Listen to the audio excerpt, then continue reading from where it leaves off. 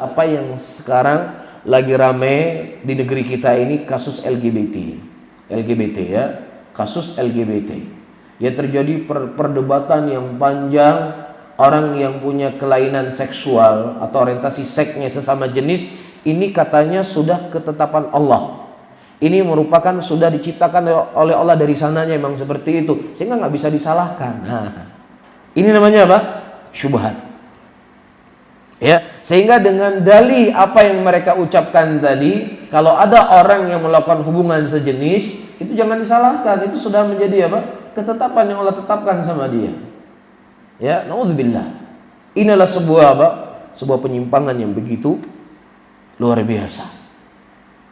Bapak dan ibu-ibu yang dimuliakan oleh Allah, tadi saya telah membaca hadis. Rasulullah mengatakan apa? Kullu mauludin yulad al-fitrah. Setiap anak manusia itu lahir dalam keadaan fitrah. Bagaimana fitrahnya manusia?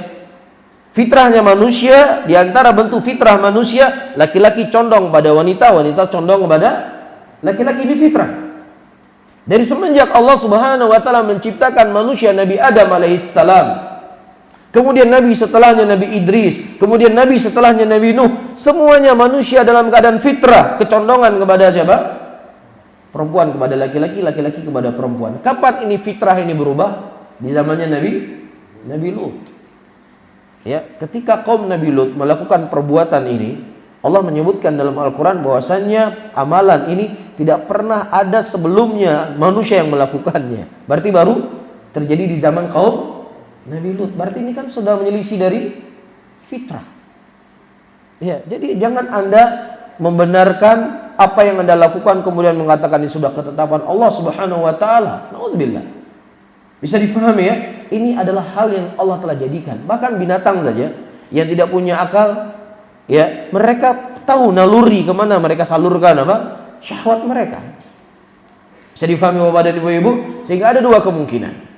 Ada dua kemungkinan orang yang punya orientasi seks dengan sesama jenis. Yang pertama, ya, itu penyakit. Penyakit. Nah, kalau seandainya itu penyakit, harus disembuhkan. Dia harus cari obat. Dan Nabi telah mengatakan dalam hadisnya, tidaklah Allah Subhanahu wa taala menurunkan sebuah penyakit kecuali apa? Di situ ada obatnya. Dia cari obat untuk kesembuhannya, bukan justru dia membenarkan dan mengiklankan atau mengkampanyekan apa yang dia lakukan. Nauzubillah. Kita agama Islam punya aturan main. Jelas ya? Nah, kemudian yang kedua, Bapak dan Ibu-ibu yang dimuliakan oleh Allah, ini gaya hidup, lifestyle istilahnya, gaya hidup. Ya, nah gaya hidup seseorang bisa diubah atau tidak? Bisa diubah. Dia hidup dari sederhana berubah menjadi hidup gaya mewah, dari mewah dengan sederhana. Bisa diubah atau tidak? Bisa diubah. Iya, ini bisa diubah. Nah, engkau jauhi hal-hal yang baunya apa? Baunya seperti itu, bergaul dengan orang-orang yang punya kelainan seksual, kamu jauhi supaya kamu bisa berubah hidup kamu. Bisa difahami ya?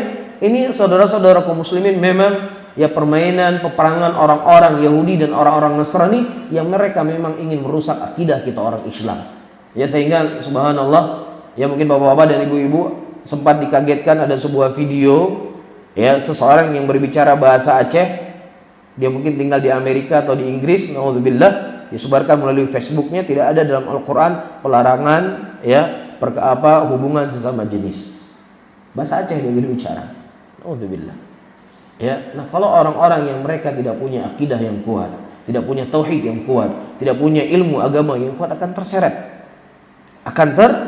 Terseret. Nasallallahu salamata wal afiyah. Semoga Allah menjaga kita dan menjaga keturunan kita dan menjaga kaum muslimin terkhusus di negeri kita. Amin ya rabbal alamin.